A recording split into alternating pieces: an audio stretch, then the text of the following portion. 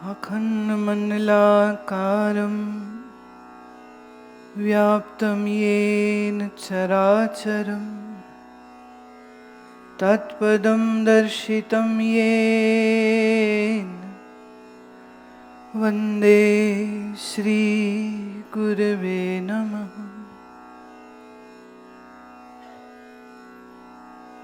सहनाववतु सहनौ भुनक्तु सह वीर्यं करवावहै तेजस्विनावधीतमस्तु मा विद्विषावहै। ॐ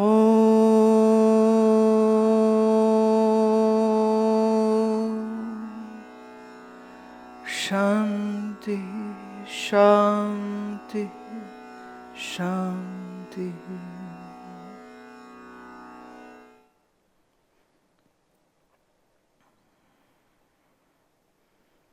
अथ चतुर्थ दश कला प्रारंभ जीवन मुक्ति विदेह मुक्ति वर्णन। तोटक छंद। जब जानत है निज रूप ही को तब जीवन मुक्ति समीप ही को भ्रम बंध निवर्ति सदेही को सुख संपत्ति होवत गेही को विद्वान तजे इस देही को तब पावत मुक्ति विदेही को तम लेश भजे सदनाशी को तज देत प्रपंच अभास ही को सरिताइव सागर देश ही को छिन्न मात्र मिलाए विशेष ही को चिद होए भजे अवशेष ही को नई जन्म पीताम्बर शेष ही को नई जन्म पीताम्बर शेष ही को।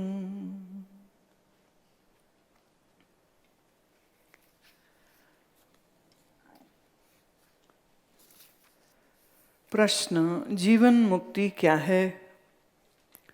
देह आदि प्रपंच की प्रतीति के होते ही जो ब्रह्म स्वरूप की स्थिति होती है वही जीवन मुक्ति है। जीवन मुक्ति और मोक्ष के शब्द का अगर हम भेद देखें तो ये बनता है कि मोह के क्षय हो जाने का नाम मोक्ष कहा था। अब यहाँ जीवन मुक्ति की बात हो रही है। जीवन मुक्ति मतलब हम शरीर से अभी प्रारब्ध को भोग रहे हैं, आत्मबोध हो गया है, ब्रह्मबोध हो चुका है, संसार मिथ्या प्रतीत हो रहा है, पर इस प्रतीति के बावजूद मैं अपने निजानंद मगनमय प्रीतम, मैं अपने निज आनंद में ही मग्न हूं। चित्त में कोई क्षोभ नहीं, क्योंकि क्षोभ अर्थात डिस्टर्बेंस तब होती है जब राग द्वेष हो, जब इच्छाएं हो। राग का जो लक्ष्य था सुख की प्राप्ति, तो ये जाना आनंद स्वरूप तो मैं हूं, तो बाहर संसार की चाह गई, और जिसको मैं दूसरा कह रहा हूं वह भी मेरा ही आत्मा है, इसलिए विक्षेप गया। कोई दूसरा जब है नहीं तो मुझे कौन विक्षेप दे रहा है? जैसे स्वप्न की सृष्टि में मैं ही सब नजारे, पृथ्वी, आकाश, तारे बन जाता हूं, मैं ही अनेकों जीव मित्र शत्रु बन जाता हूं। मन का ही खेल है, मन ही सब कुछ होता है। और फिर भी आदमी सपने में डरता है, घबराता है, लोभ करता है, भयभीत होता है। अपने आप को ही देख के कर रहा है, किसी और को। जो प्रतिबिंब, जो चरित्र स्वप्न में देखे वो सब तुम्हारे ही मन से निकले थे। और फिर भी मन में जो एक मैं बन जाता है, मैं जो ये सब स्वप्न देख रहा है, ये मैं स्वप्न में भी डरता है। तो हम कह सकते हैं ना कि वो अपने आप को देख के डर रहा है, या हम ये भी कह सकते हैं वो अपने आप को देख के कामुक हो रहा। स्वप्न की स्त्री भी तुम्हारा ही मन, स्वप्न का पुरुष भी तुम्हारा ही मन, पर स्वप्न में जब काम इच्छा जगी तो कह सकते हैं ना कि अपने आप को ही देख के काम इच्छा जग रही।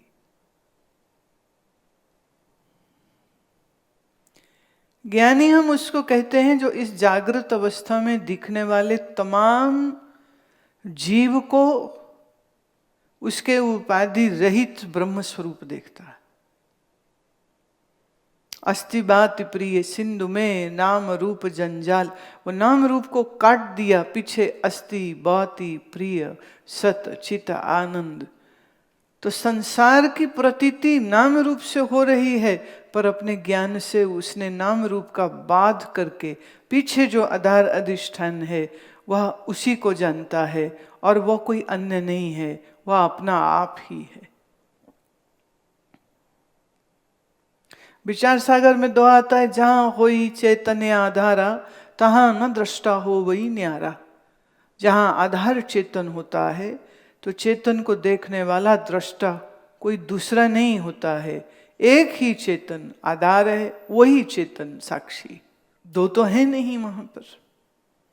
ऐसे सरल भाषा में कहा, गुरु नानक देव जी की रचना है, आप पे रसिया आप रस प्रभ, आप पे रावण हार, आप पे होवे छोलड़ा प्यारे, आप पे सेज पतार।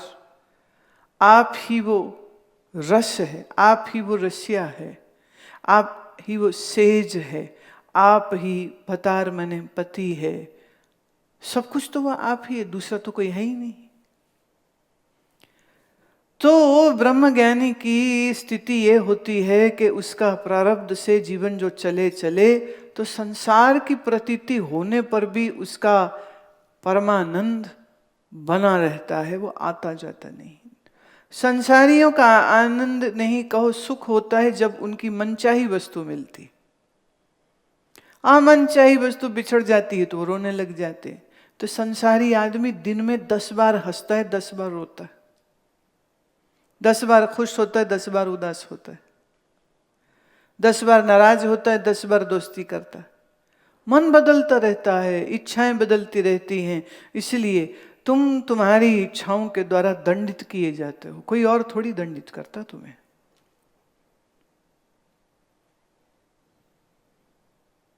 ज्ञानी इच्छा रहित हुआ, प्रारब्ध के वेग से उसके इस जन्म में जो भी कार्य होने हैं वो जानता है प्रारब्ध से, नहीं तो ऐसा विचार ही नहीं आता। प्रारब्ध क्या करती है, हमें विचार देती, ये कर। प्रारब्ध हमें इच्छा देती है। जब मैं यह हमें कह रही हूं तो मैं ज्ञानियों की बात कह रही हूं, और इस हमें में मैं अज्ञानियों को भी ले रही हूं। बस फर्क यह है कि अज्ञानी अपनी वासनाओं में बंधा है, इसलिए उसकी मन की भटकन कभी जाती नहीं है। ज्ञानी की प्रारब्धवश अगर एक हुई तो वो उस क्रिया को करता है, किसी देशांतर जाना है जाता है, कोई वस्तु प्राप्त करनी है करता है, और दैट इज इट। उसके बाद वो इच्छाओं के लूप नहीं लगते। यूं भी ज्ञानी के प्रारब्ध के साथ उसके, अगर वो ज्ञानी आचार्य है, माने बोल रहा है, सिखा रहा है, उपदेश कर रहा है, दीक्षा दे रहा है, समझा रहा है, तो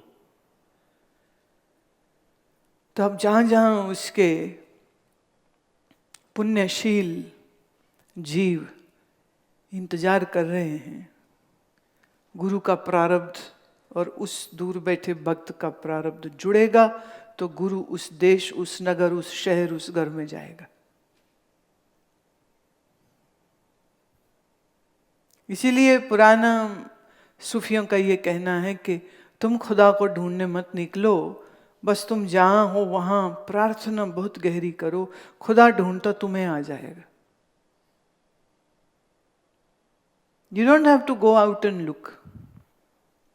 You just have to be endowed in your great love and devotion. गुरु तुम्हें ढूंढता आ जाएगा। इसीलिए कहानी सूफियों की हमेशा ये कहेगी कि तुम मुर्शद को नहीं ढूंढते हो, मुर्शद तुम्हें ढूंढता है। तो जब तुम्हारा वो पुण्य बाग जागने वाला होगा, तो उसी क्षण गुरु के चित्त में भी ऐसी इच्छा आवेगी, फिर ऐसी परिस्थिति बन जाएगी, गुरु उस नगर, उस शहर, उस देश में पहुंच जाएगा और फिर वहां तुम्हारी मुलाकात होगी।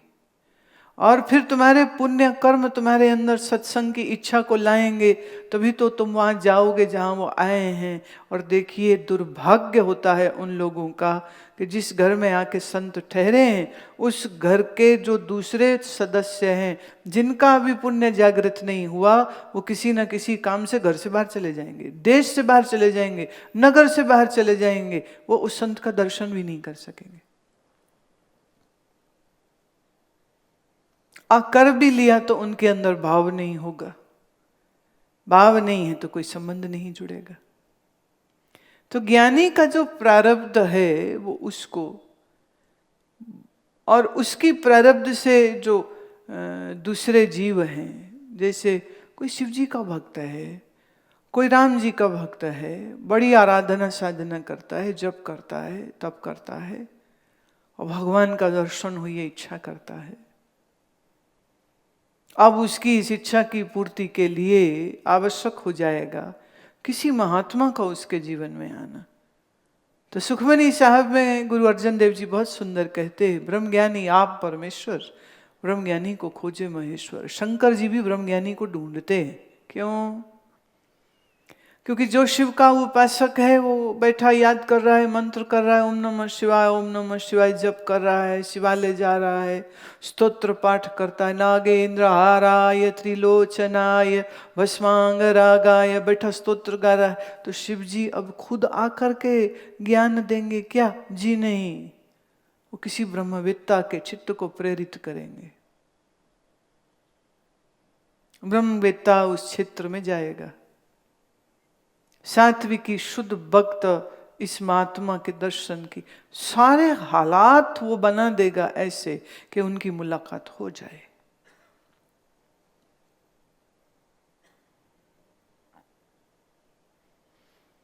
इसीलिए कहा गया कि शुभ कर्म को करते रहना, निष्काम शुभ कर्म को करते रहना बहुत बहुत आवश्यक है। ज्ञानी हो गए तो अशुभ करेगा नहीं, अशुभ सोचता नहीं। पर जब तक ज्ञानी नहीं हुआ तब तक have to make sure, have to make sure आप किसी से सेवा ना लें, सेवा दें। हमारी आदत है ना, देना पानी पिला दे, चल मेरे लिए रोटी बना दे, चल मेरे लिए तू ये कर दे। देखिए, जिसको आपने नौकर रखा है उसको आप अपनी सेवाओं का मूल्य देते हो, ये मूल्य आपने चुकाया है, तो भी उनको सत्कार सहित व्यवहार करना चाहिए, क्रोध से नहीं, रौब से नहीं, वेरी रिस्पेक्टफुली। पर जो तुम्हारा नौकर नहीं है और जो तुम उसको कोई मूल्य नहीं चुकाओगे, ऐसे किसी भी व्यक्ति से अगर आप सेवा लेते हैं तो आप उसके कर्जदार हो जाते हैं। इसीलिए पुराने समझदार लोग ऐसे ही किसी के घर का खाना नहीं खाते थे। खाते थे तो कहते नहीं अब तुम हमारे आओ ताकि हम तुम्हें खिला सके, तुमने हमें पैसा दिया हम तुम्हें पैसा देंगे, बल्कि और ज्यादा जोड़ के देंगे, प्याज देंगे। तुमने मुझे वस्त्र दिए मैं तुम्हें वस्त्र दूंगा। तो एक आम संसारी के लिए ये नियम है, इसका आप पालन करते हैं तो उसका लाभ आपको होता है। एक सेवा किसी से ना ले। Don't keep ordering people, do this do this do this do this, no, don't do that. दो, जहां तक संभव हो सके दूसरे की सेवा करिए।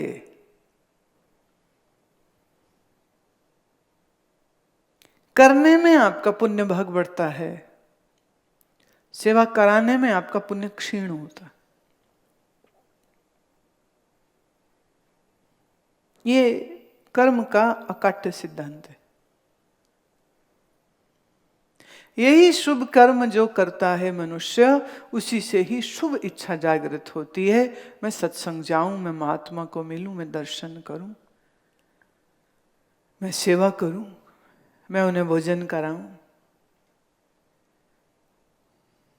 तो ज्ञानी के जीवन में सत्कर्म तो होते हैं, और ज्ञानी के जीवन में श्रद्धावान प्रेमी भक्त ही उसके आसपास नजदीक में पहुंचते हैं। और मैं फिर कह दूं, जिसका पुण्य क्षीण हुआ वो साधु की संगति में नहीं रह सकेगा।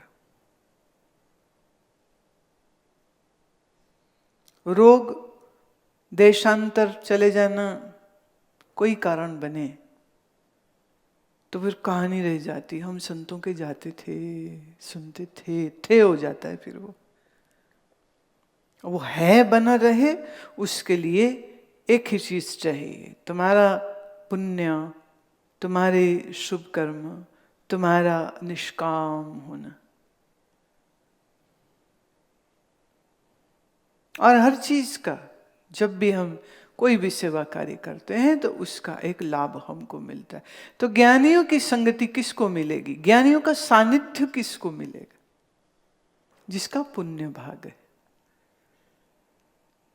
तो ये पुण्य भाग से ज्ञानी के चित्त में आकर्षण पैदा होगा, और ज्ञानी उस दिशा, उस देश, उस नगर, उस शहर, उस बस्ती, उस गांव की ओर पहुंच जाएगा। क्योंकि अब उसकी अपनी इच्छा तो कोई रही नहीं, पर कोई ढूंढ रहा है, कोई खोज रहा है, कोई पुकार रहा है ईश्वर को। तो ज्ञानी उसके जीवन में ऐसा माहौल बनेगा कि पहुंच जाएगा, और जो खोजी है उसको उसकी दिशा, मार्गदर्शन, इंस्पिरेशन, मोटिवेशन देने के लिए सद्गुरु का जीवन में पदार्पण हो जाता है। अब देखिए, ज्ञान होते ही सब असंग शक्ति और पदार्थभाविनी अवस्था में चले गए अगर, तो संसार में सत्संग कौन करेगा? ज्ञान के शब्द कौन बोलेगा? कौन राह दिखाएगा? कौन ज्ञान की रोशनी देगा? तो पंचदशी में विद्यारण्य स्वामी जी कहते हैं कि लोग घर बार, धन, पैसा, पत्नी, परिवार त्यागते होंगे, ज्ञानी अपनी निर्विकल्प समाधि को त्याग के संसार का कल्याण करता। किसका त्याग बड़ा? वो चाहता तो अपनी निर्विकल्पता में रहता, वो चाहता अपने ब्रह्मानंद में रहता, वो चाहता असंग शक्ति पदार्थभावनी तुरीगा अवस्था में रह के जीवन मुक्ति, जीते जी मुक्ति का अनुभव करता, पर वो त्याग देता है। क्यों? ताकि लोगों के अंदर धर्म का, सत्य का संस्कार वो दे सके। तो सत्संग, कीर्तन, दर्शन के द्वारा वह अपने आप को अवेलेबल करता है। सोच के देखिए, आपका एक्सीडेंट हो गया, पेट खुल गया, हड्डी टूट गई, और कोई डॉक्टर ही ना मिले और कोई अस्पताल ही ना मिले, क्या होगा शरीर का? ऐसे ही चित्त में अज्ञान का रोग लग गया, अहंकार का दंश सर्प मार रहा है, करोड़ों करोड़ों जन्मों से जीव परमात्मा को भूल के संसार में भटक रहा है, और उसको कोई ब्रह्मज्ञानी गुरु ही ना मिले, तो क्या हो? कैसे होश आएगी? कैसे कर्म बंधन टूटेगा? कैसे आत्मा परमात्मा का पता चलेगा? कैसे मैं जीव हूं मालूम होगा? कैसे पता चले जीव तो उपाधि है, मैं तो निरोल शुद्ध ब्रह्म स्वरूप हूं? क्या बात!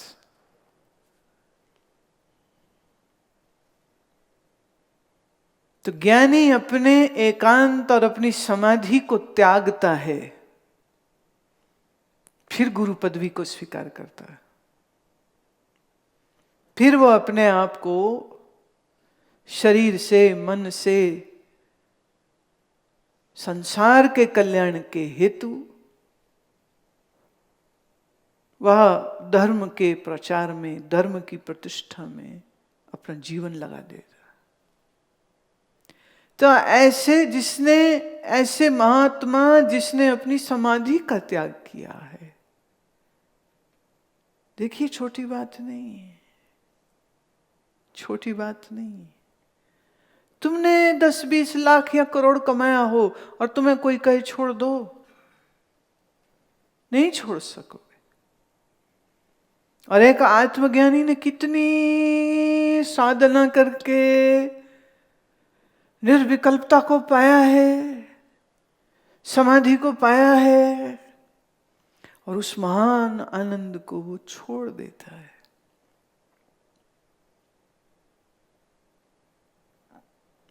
निवृत्ति परायण ज्ञानी हो सकता है या प्रवृत्ति परायण ज्ञानी हो सकता है। ऐसा कहते हैं कि कई बार आत्मज्ञान ब्रह्म ज्ञान हो जाने के बाद भी कम से कम 3 जन्म और होते, क्योंकि कर्मों का वेग है ना, तो वो भोग चलता है। और फिर ये भी है, जब इस मार्ग पे आता है तब एक धर्म की नई नई इच्छाएं अंदर जागती। जैसे जब योगियों के विषय में सुनता है तो लगता है अरे हम तो ऐसे किसी योगी को मिले नहीं। अब कल पदार्थाभाविनी अवस्था की बात करी तो मन में भाव आ सकता है कि अरे हमने तो कभी ऐसा कोई महात्मा देखा ही नहीं जिसकी आंख ही ना खुलती हो। आनंदमयी मां दिनों दिन तक आंख बंद किए बैठी रहती या लेटी हैं तो लेटी ही रहती हैं, और भक्त उनके शरीर की रक्षा सुरक्षा करते रहते। और 2 दिन बाद, कभी 8 घंटे बाद, तो कभी 10 घंटे बाद जब वो आंख खोलते तो जैसे बच्चे को भोजन कराया जाता है ऐसे उनके मुंह में भोजन डाला जाता और कहा जाता कि अम्मा खाओ। और फिर वो थोड़ा सा, क्योंकि इतनी मस्ती अंदर छाई पड़ी है कि खाए कौन।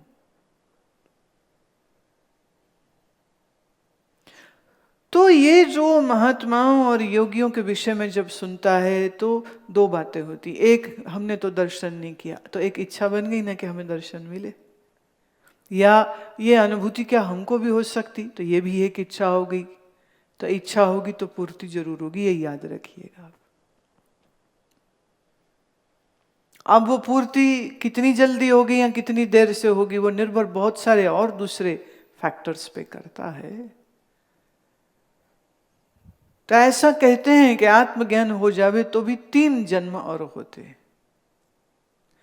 अब आप सोचिए, ये आत्मज्ञानी इन 3 जन्मों में क्या करेगा? दुनिया की दौड़ लगाएगा ना। सत्वापति में जो स्थित है वो हर जन्म में धर्म का कार्य करते हुए, सत्संग करते हुए, लोगों को धर्म की मार्ग सिखाते हुए, वेदांत योग पढ़ाते सिखाते समझाते हुए वो बिताएगा। वो सोचो कितने लोगों का कल्याण उस एक महात्मा से होता है। और एक नहीं, अगले 3 जन्म वो यही काम करेगा। पर फिर ये भी है कि कहीं किसी पॉइंट पर आकर के वो, क्योंकि गधों को ज्ञान कराना आसान तो होता नहीं, माया के पीछे जो भाग रहा है, छोटी छोटी इच्छाओं के लिए जो पागल हो रहा है, और ये वासनाएं फिर जग जाती हैं, फिर जग जाती हैं। और कौन से मोड़ पर तुम्हारा वासना का सांप सिर उठा लेगा पता भी नहीं चलता। पर किसी एक पॉइंट पर आके ज्ञानी इससे भी पीछे हट जाता है कि नहीं, अब नहीं, बस अब तो अपने आप में रहेंगे, एकांत में रहेंगे। तब जाकर के वो निवृत्ति में चले जाते हैं। जड़ भरत जी निवृत्ति में रहे, सुखदेव जी निवृत्ति में रहे।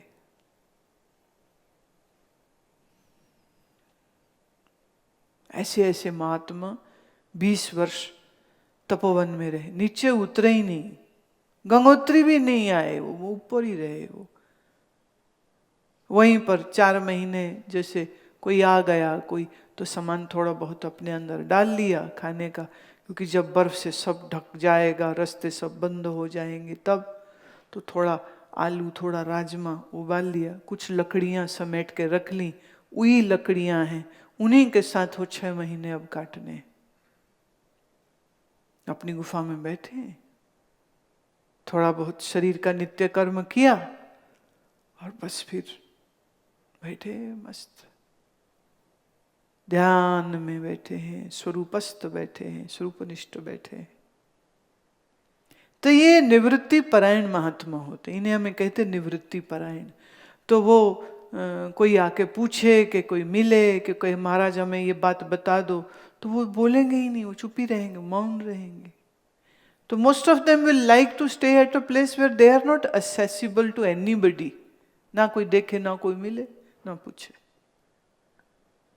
ना शिष्य बनाएंगे, ना रुपये लेंगे, ना आश्रम बनाएंगे, मैंने ऐसा कुछ करना ही नहीं है। बाई चॉइस बड़ी मेहनत करते हैं कि वो पहचाने ना जाए, कहीं एकांत में, पहाड़ में, गुफा में, जंगल में। तो ऐसे निवृत्ति परायण होने के लिए पदार्थ भाविनी, असंग, शक्ति, तुर्यगा, इन 3 अवस्थाओं की अनुभूति के लिए पूर्ण रूपेण इच्छा रहित होना आवश्यक है। धर्म, शिष्य, शास्त्र पढ़ाऊं, कोई पढ़ ले, कोई समझ ले, ना, ये भी इच्छा नहीं। तो पूर्ण रूपेण से त्याग का भी त्याग जो करता है वही पदार्थ भाविनी अवस्था को अनुभव करता है। तब जो सत्वपति भूमिका में जो स्थापित है, ऐसे ज्ञानी की बात करते हैं कि ऐसा जो ज्ञानी है वो तो कर्म से हो सकता है ग्रस्त हो जाए, हो सकता है वो सन्यासी हो जाए, पर जो पदार्थ भाविनी असंग शक्ति में है, ऐसे को हम कहते जीवन मुक्त। असंग शक्ति और सत्वपति ये 4th 5वीं स्टेट में जो रहे, ऐसे को हम जीवन मुक्त है कहते। जी रहा है मुक्त है, कर्म हो रहा है मुक्त है, एक निवृत्ति में चला गया तो भी मुक्त है। तो प्रवृत्ति में रहेगा कि निवृत्ति में रहेगा, इट डिपेंड्स अपॉन द प्रारब्ध ऑफ द ज्ञानी। तो ज्ञानी का जैसा प्रारब्ध होगा। पर अब जीवन मुक्त है तो चाहे तो गृहस्थी में रहे, चाहे तो साधु हो जाए, चाहे तो जंगल में रहे, चाहे तो महल में रहे, चाहे तो शाल दुशाले ओढ़े, चाहे तो लंगोटी पहन के बैठा रहे, हर हाल में वो अपने आप में संतुष्ट और तृप्त है। और प्रारब्धवश जो दुख सुख संजोग होता है वो लेश मात्र भी उसको पीड़ा नहीं देता है। तो संसार की प्रतीति सारी हो रही है, परंतु अपने ब्रह्म रूप से जो स्थित है उसे को हम जीवन मुक्त कहते।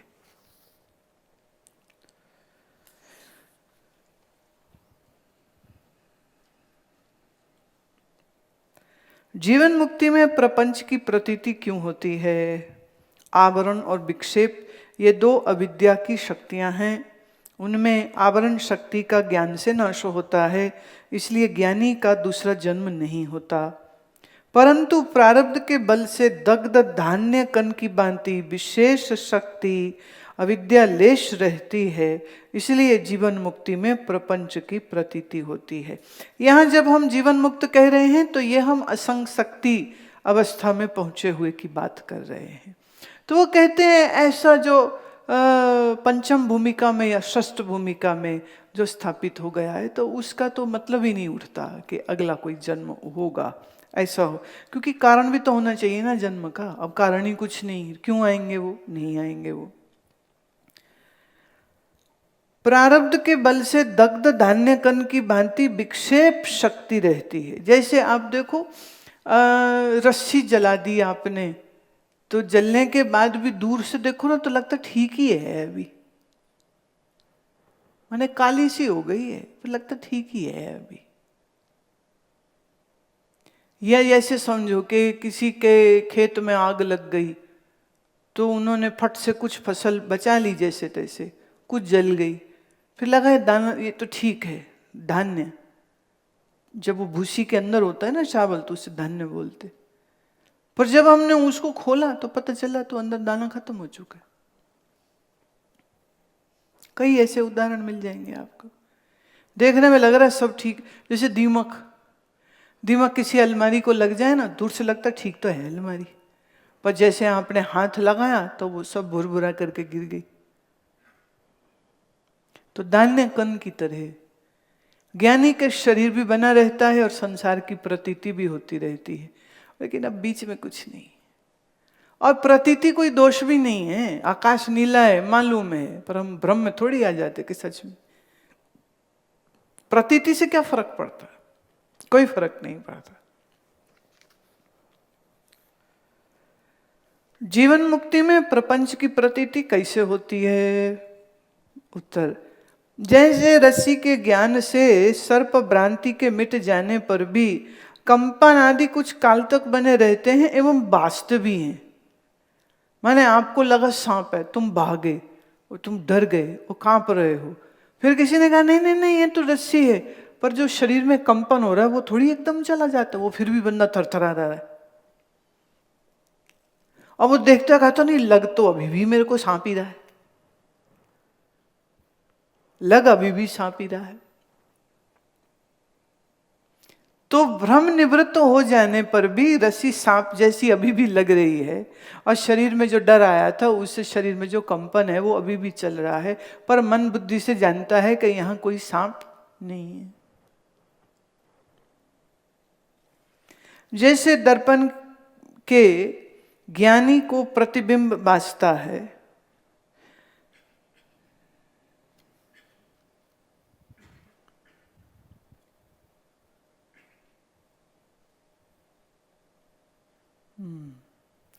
जैसे मरुस्थल के ज्ञानी को मृगजल भासता है। मतलब हम शीशे में देखते हैं चीजें तो हमें ये थोड़ी लगता कि चीजें शीशे के अंदर हैं। कुत्ते को लगता है, जब कुत्ता चिड़िया शीशे देखते हैं ना तो चौं चौं मारते हैं। कुत्ता कई बार बड़े चक्कर में पड़ जाता है, शीशा हो सामने तो उसका मालिक उसको शीशे में दिख रहा है तो वो शीशे की ओर मुंह करके बैठा है, और वो आगे बढ़ के मालिक को छूना चाहता है तो नाक उसकी शीशे में लगती, तो उसको समझ नहीं लगती कि दिख तो रहा है मेरे को, हाथ में क्यों नहीं आ रहे। फिर मालिक आवाज दे, फिर आवाज सुन के वो पलट के देखता है, फिर उसे समझ लगती है अरे मालिक तो यहां है, शीशे में तो है ही नहीं।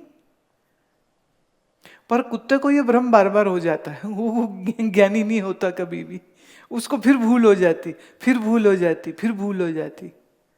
चिड़िया देखो वो अपना ही प्रतिबिंब देखती है तो चौं चौं मारती है, और कई बार खून खून हो जाती है वो। तो शीशे में दर्पण में आपको जो प्रतिबिंब दिखा वो सत्य नहीं है तो भी वो दिखता रहता है, तो क्या परेशानी। जैसे मरुस्थल में ज्ञानी को मृगजल भासता है, ऐसे ही तत्वज्ञानी को जीवन मुक्ति की दशा में बाधित हुए प्रपंच की प्रतीति होती है। ये तो वही पुराना उदाहरण है, रेगिस्तान में जल दिखता है दूरी पर, पास जाओ तो कुछ भी नहीं। तो जिसे समझ नहीं है वो भागेगा कि पानी जाके पी लूं, जिसे समझ है वो भागेगा नहीं। वो कह रहे पानी दिखता है, यहाँ कोई है ही नहीं पानी। तो प्रश्न, बाधित हुए प्रपंच की प्रतीति में अन्य दृष्टांत क्या है। दृष्टांत, जैसे महाभारत के युद्ध में द्रोणाचार्य की मृत्यु के बाद अश्वत्थामा आदि के साथ युद्ध हुआ, तब सत्य संकल्प श्री कृष्ण परमात्मा ने यह संकल्प लिया कि इस युद्ध की समाप्ति पर्यंत ये रथ और घोड़े ज्यों के त्यों बने रहें। वहां अश्वत्थामा आदि ने ब्रह्मास्त्र आदि बहुत से अस्त्र प्रयोग किए, जिससे अर्जुन के रथ और घोड़े उसी क्षण भस्म हो गए। फिर श्री कृष्ण परमात्मा रूप सारथी के संकल्प के बल से वे ज्यों के त्यों बने रहे। जब युद्ध समाप्त हुआ तब श्री कृष्ण के रथ से उतरते ही राख का ढेर हो गए। ऐसे ही स्थूल देह रूप रथ है, उसके पुण्य पाप रूप 2 चक्र हैं, 3 गुण रूप ध्वज है, 5 प्राण रूप बंधन है, 10 इंद्रियां रूपी घोड़े हैं, शुभ अशुभ शब्द आदि 5 विषय रूप मार्ग हैं, मन रूपी लगाम है, बुद्धि रूपी सारथी है, प्रारब्ध रूप कर्म उसका संकल्प है, अहंकार रूप बैठने का स्थान है, आत्मा रूप रथी है, और वैराग्य आदि साधन रूप शास्त्र है। जिज्ञासु ऐसे स्थूल देह रूप रथ पर आरूढ़ होके सत्संग रूपी रणभूमि में जाता है। उसको गुरु रूपी अश्वत्थामा आदि ने महावाक्य का उपदेश रूप ब्रह्मास्त्र आदि मारा, उससे ज्ञान रूप अग्नि प्रकट होकर उसी क्षण देह आदि प्रपंच रूप रथ आदि सर्व का बाध हो जाता है। परंतु फिर भी श्री कृष्ण सारथी बुद्धि के प्रारब्ध रूप संकल्प के बल से देह आदि का नाश नहीं होता, अपितु पीछे भी देह आदि की प्रतीति होती है। इसी को बाधितानुवृत्ति कहते हैं। इस रीति से बाधित हुए प्रपंच की प्रतीति में यह दृष्टांत है। कि अब क्या खूबसूरत दृष्टांत दिया। ये एक ऐसी बात है कि जहां गुरु जी को अश्वत्थामा बना दी। गुरु ने ब्रह्मास्त्र चलाया ना, तो शिष्य के शरीर और प्रारब्ध रूपी जो शरीर रूपी जो उसका रथ है, मन की लगाम है, इंद्रियों की घोड़े हैं, शुभ अशुभ मार्ग हैं, ये सब तो नष्ट हो गए, जैसे अर्जुन का रथ और घोड़े नष्ट हो गए थे। पर वहां कृष्ण ने संकल्प किया कि जब तक युद्ध समाप्त ना हो, ये घोड़े बने रहे, ये रथ बना रहे। तो भस्म होने के बाद भी घोड़े भी चल रहे हैं, रथ भी चल रहा है। Isn't it amazing?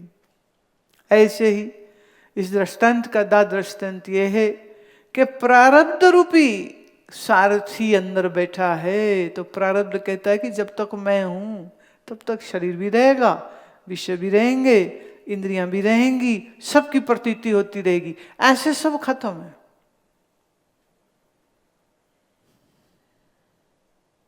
ऐसे सब फिनिश। पर फिर भी प्रतीति होएगी। तो गुरु जी ज्ञान देखिए, पीछे एक कला में उन्होंने गुरु को बाजीगर बना दिया था, भूत प्रेत उतारने वाला है, ओझा बना दिया था।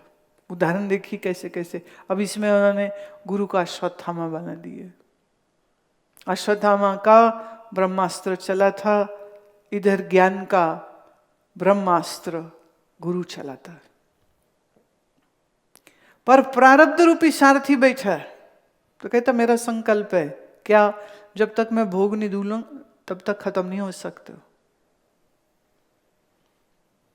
तो ज्ञानी अपने प्रारब्ध के वजह से सब नष्ट हो जाने पर भी, बाद हो जाए सब तो भी सबकी प्रतीति फिर भी बनी रहती है।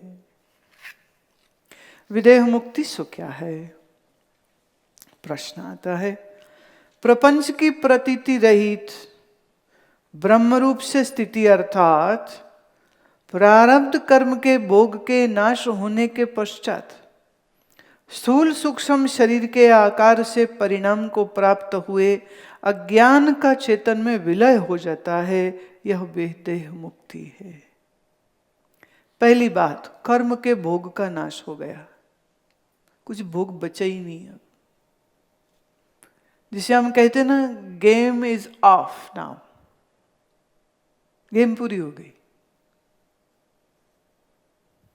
वीडियो गेम में रहते ना कि इतने कैरेक्टर्स को आपने मारना है, और सारे तो मार दिए, तो फिर साइन आता है गेम इज ऑफ या गेम इज कंप्लीट। तो ज्ञानी के कर्म का भोग अब खत्म हो चुका। जिस अज्ञान से सूक्ष्म और स्थूल शरीर मन बुद्धि बने, वह वापस अपने अज्ञान में ही लीन हो जाते।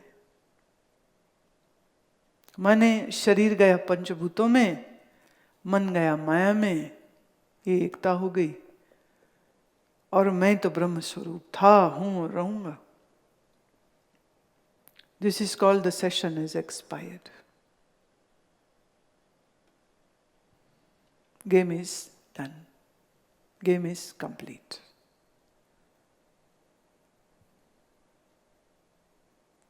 देह तब तक है जब तक कर्म का भोग है। जिस दिन कर्म के भोग खत्म हुए, देह खत्म, डन।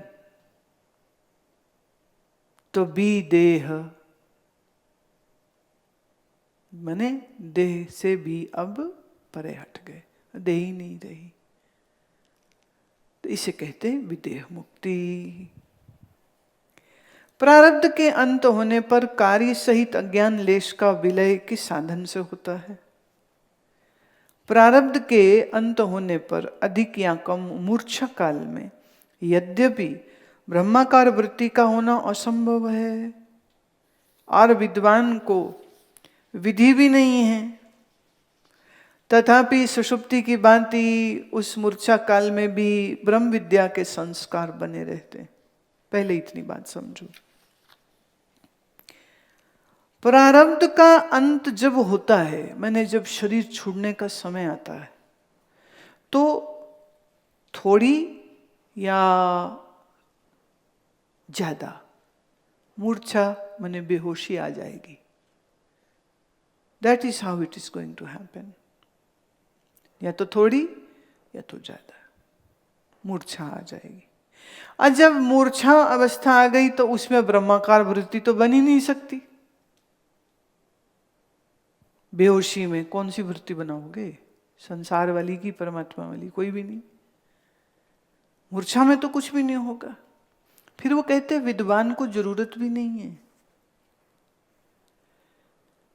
विद्वान को ब्रह्माकार वृत्ति की जरूरत क्यों नहीं है? वो इसलिए क्योंकि उसके तो अज्ञान का नाश हो चुका है, तो अब दोबारा से ब्रह्माकार वृत्ति वो क्यों करे? Not required. तो थोड़ी मूर्छा, बेहोशी या ज्यादा कुछ भी हो जाए, ज्ञानी को उससे कोई फर्क नहीं पड़ता. अब थोड़ा गीता में देखिए. गीता में श्री कृष्ण ने कहा अंत काल में जो जिसका सुमिरन करता हुआ मरेगा वो उसको प्राप्त होगा. घर परिवार को तो मोह ममता में फिर जन्म होएगा, और जो मेरा स्मरण करता है वो मुझी को प्राप्त होता है. पर ज्ञानी के ऊपर ये नियम भी लागू नहीं होता. भले बेहोशी में चला जाए शरीर, भले होश में चला जाए शरीर, उसे आवश्यकता नहीं है, क्योंकि वो तो जीते जी मोक्ष को अनुभव कर रहा है. जैसे नींद में चले जाए ज्ञानी, तो नींद से उठेगा तो उसका ज्ञान खत्म हो जाता है. तो जब ज्ञान को नींद खत्म नहीं कर सकती, उसे मौत खत्म कैसे कर सकती? याद रहे ये बात तत्वज्ञानी की हो रही है, जिसे अभी मन में द्वेष राग क्लेश है, जिसका मन अभी विक्षिप्त है, जो संसारी है, ये उसके लिए नहीं है. उसको तो बहुत कुछ करना बाकी है.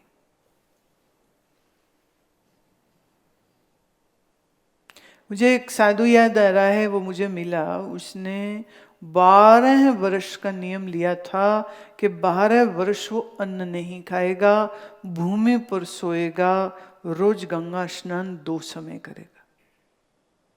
तो 12 वर्ष वो गंगा छोड़ के कहीं गया ही नहीं. अब अन्न नहीं खाएगा तो क्या खाएगा? तो उसको ये निश्चय था कि मेरे प्रारब्ध में होएगा तो फल मेरे पास आ जाएगा, चाहे जहां से भी आए.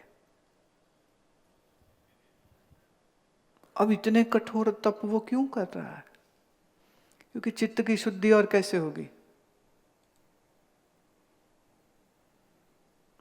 जो सारा समय खाने पीने में ही व्यस्त है, जो सारा समय घूमने फिरने में ही व्यस्त है, जो सारा समय बोलचाल निंदा चुगली में व्यस्त है, मेरे को सम्मान दो, मेरे को सम्मान दो, मेरे को पूछो, मेरी इज्जत करो, मेरी, जो इसी में फंसा हुआ है वो साधक थोड़ी है.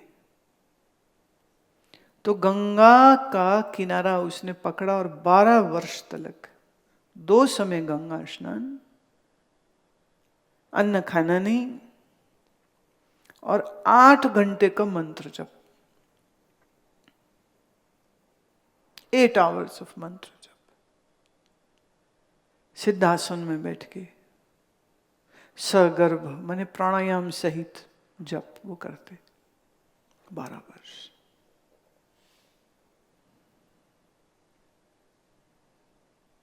अब कैसा उसका प्रारब्ध होगा ना, कैसे उसके इच्छा के वेग होंगे कि मैं ये इतनी साधना करूं, और फिर ऐसा सौभाग्य बन पाया, फिर वैसी परिस्थिति बन गई, और उस परिस्थिति में वो रहते हुए रोज 8 घंटे जप, 2 समय स्नान,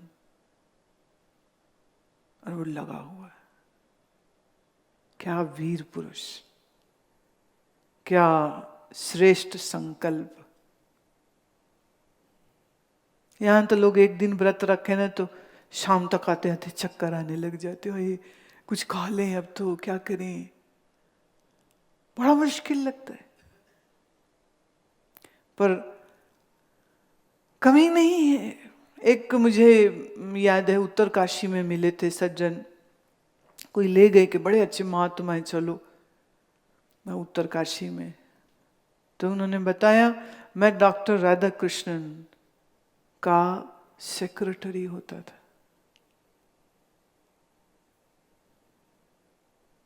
And in his prime of youth and such a great job,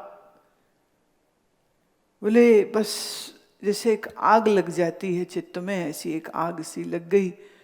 तो घर परिवार नौकरी दिल्ली सब छोड़ा और सीधे मैं ऋषिकेश अपने गुरु जी के गया। गुरु को प्रार्थना करी कि मुझे संन्यास दे दे, और उन्होंने भी मेरी अवस्था देखते हुए कोई सवाल जवाब नहीं किया, और तुरंत उन्होंने मुझे 6 ही महीने में संन्यास दे दिया। और फिर लगे कि अब यहाँ भी नहीं रहना, मेरे को तो और एकांती में रहना है, तो ऊपर चले गए, तो उत्तर काशी में, और फिर ऊपर गंगोत्री में रहे।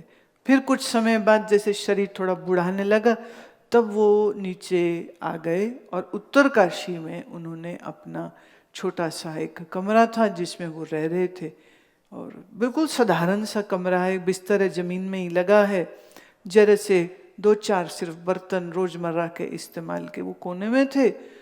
भोजन वो भिक्षा का खाते थे, अपना नहीं पकाते थे, पर कोई मिलने वाला आ गया तो भाई ये सामान पड़ा अपने लिए बना लो, और कभी कुछ वो हर्बल टी कोई लेना हुआ तो ले लिया, कोई गर्म चाय दूध लेना है तो बस इतना।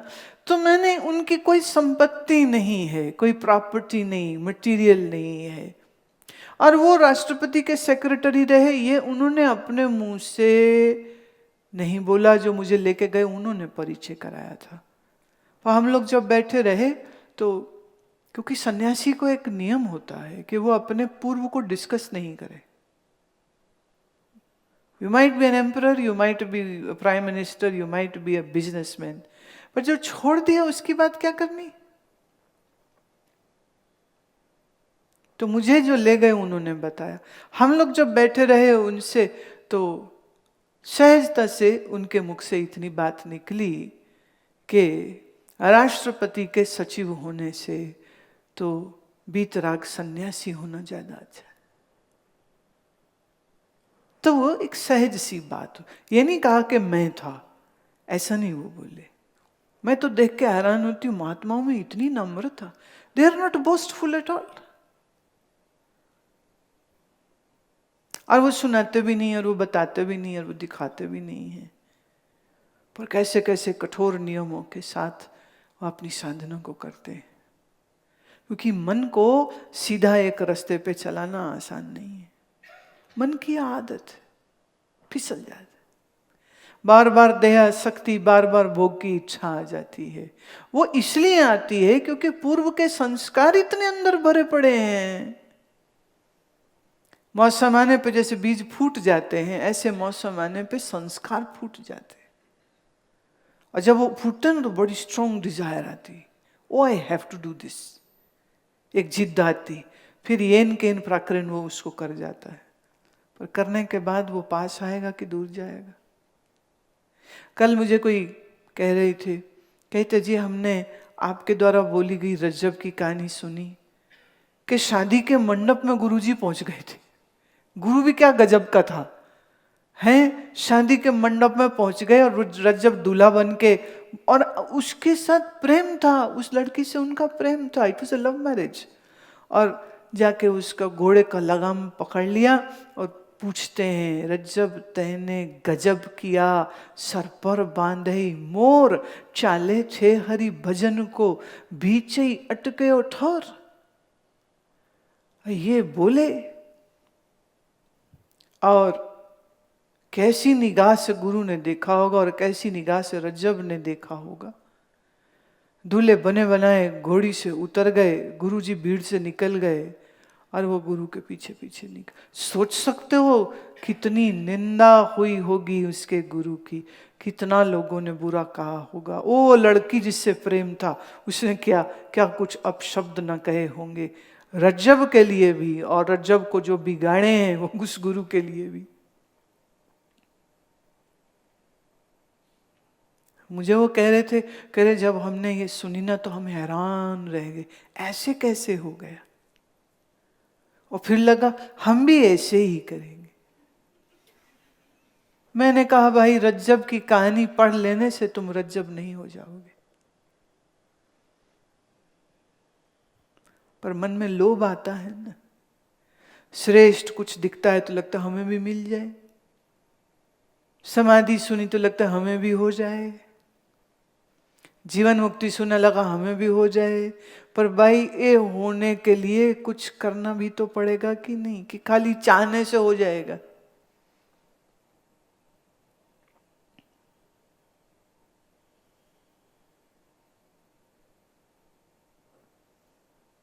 मजाक की बात है, हम लोग एक बार दिल्ली से निकल रहे थे, आदत है 4 साढ़े 4 बजे एक कप चाय लेती हूँ, तो हम राष्ट्रपति भवन से निकल रहे थे।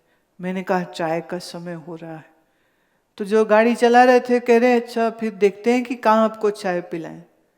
तो उस समय पर प्रतिभा पाटिल राष्ट्रपति थी, तो मैंने कहा ले अभी प्रतिभा को बोल देते, उसको वो चाय रखवा रहे हैं। तो व्यंग हो रहा था, है ना, उनको बोलते हैं हमारे। तो खैर गाड़ी बढ़ गई, हम लोग कहीं और जाके चाय पी ली। तो उसके 3-4 महीने बाद ही हमको राष्ट्रपति भवन जाना ही पड़ा, और वहां जाकर के चाय भी पी नहीं। मेरे साथ और थे कुछ 3-4 गुरु प्रसिद्ध हैं बहुत, वो भी थे, एक जैनी थे, एक हिंदू थे, ऐसे थे 3-4 और भी। तो जब चाय आई ना तो वो सब शिष्टाचार वश दिखाए, और दिखाना होता है ना कि हम तो नहीं पीते जी चाय, तो बोले हम नहीं पिएंगे। हमने प्लेट कप ले लिया क्योंकि हमारा ड्यू था। It was and this was thing which I had said. तो सहज बोला तो सहज पूर्ति हो गई, चाय पी ली, बाहर आ गए, बात खत्म।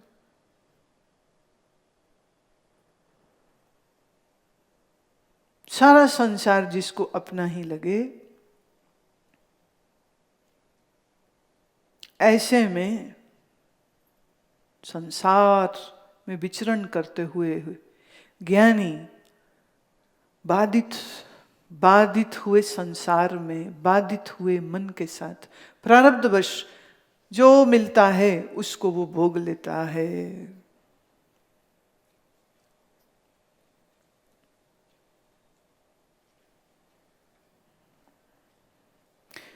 वाह,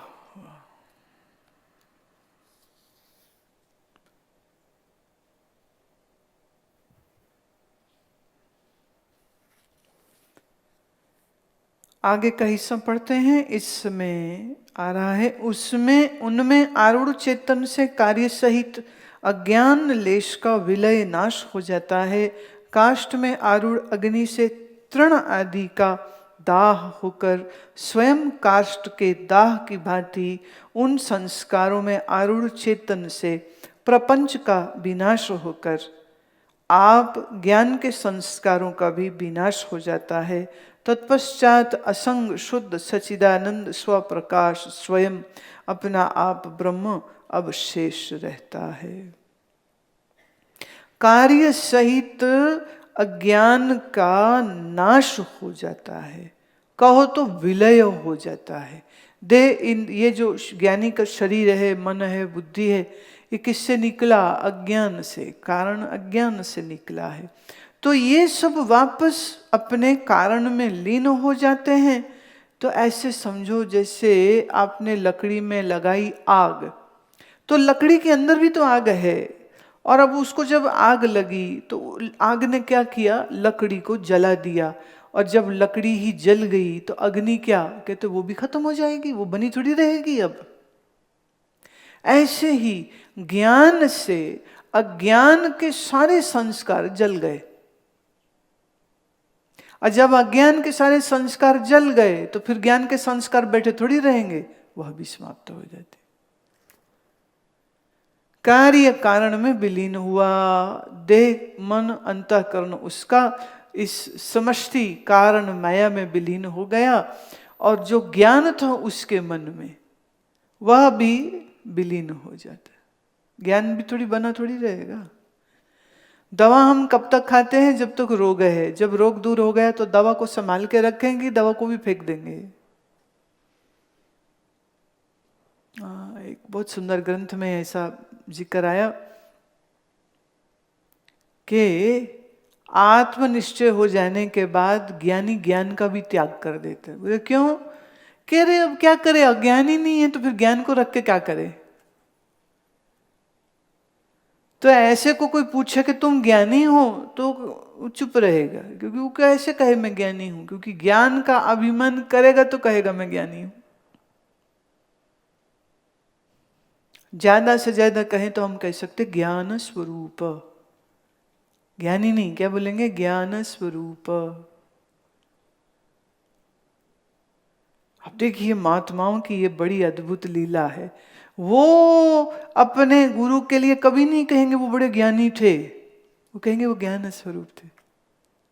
ये नहीं कहेंगे वो ब्रह्म ज्ञानी थे ना, वो कहेंगे वो ब्रह्म स्वरूप थे। ज्ञान का संस्कार अज्ञान के संस्कारों को जब नष्ट कर चुका, प्रारब्ध का कोई कर्म बचा नहीं जिसके वजह से भोग मिले, इस कारण से ज्ञानी का शरीर जो है वह भी पंचभूतों में विलीन, और मन बुद्धि चित्त अहंकार भी कारण माया में लीन, और ज्ञान का संस्कार भी लीन। इसे कहते हैं पूर्ण हो गया, अब कुछ नहीं बचा। ज्यों जल में जल आए खटाना, त्यों ज्योति संग ज्योत समाना, मिट गए गवन पाए विश्राम। आना जाना मिट गया, विश्राम हो गया। तो इस अवस्था को विदेह मुक्ति कहते। इति श्री विचारचंद्र उदय जीवन मुक्ति विदेह मुक्ति वर्णन नामिका चतुर्दश कला समाप्त।